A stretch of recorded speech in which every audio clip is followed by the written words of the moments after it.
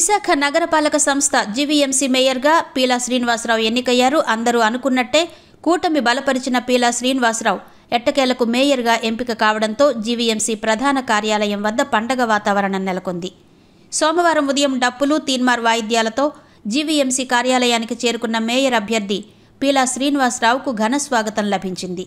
YCP కార్పొరేటర్లు హాజరు కాకపోవడంతో కోరం సభ్యులు 56 మంది సభలో ఉండడంతో ఉదయం 11 గంటలకు జీవీఎంసీ కౌన్సిల్ సమావేశ మందిరంలో ప్రారంభమైన మేయర్ అభ్యర్థి ఎన్నికకు కోరం సరిపోయినట్టు జాయింట్ కలెక్టర్, ప్రిసైడింగ్ అధికారి మయూర్ అశోక్ ప్రకటించారు. పీలా శ్రీనివాస్ను మేయర్ అభ్యర్థిగా జనసేన ఎమ్మెల్యే వంశీకృష్ణ శ్రీనివాస్ యాదవ్ ప్రతిపాదించగా బీజేపీ ఎమ్మెల్యే విష్ణుకుమార్ రాజు బలపరిచారు. మరో అభ్యర్థి పోటీ లేకపోవడంతో పీలా శ్రీనివాస్ ఏకగ్రీవంగా మేయర్గా ఎన్నికైనట్టు జేసీ, ప్రిసైడింగ్ అధికారి మయూర్ అశోక్ అధికారికంగా సభలో వెల్లడించారు. మొత్తం ఎన్నిక ప్రక్రియ కేవలం 10 నిమిషాల్లో ప్రశాంతంగా ముగిసింది. గ్రేటర్ విశాఖ 3వ మేయర్గా శ్రీనివాసరావు నియమితులయ్యారు. మేయర్గా బాధ్యతలు చేపట్టిన పీలా శ్రీనివాస్ను ఈ సందర్భంగా కూటమి కార్పొరేటర్లు, నేతలు, అభిమానులు అభినందించారు.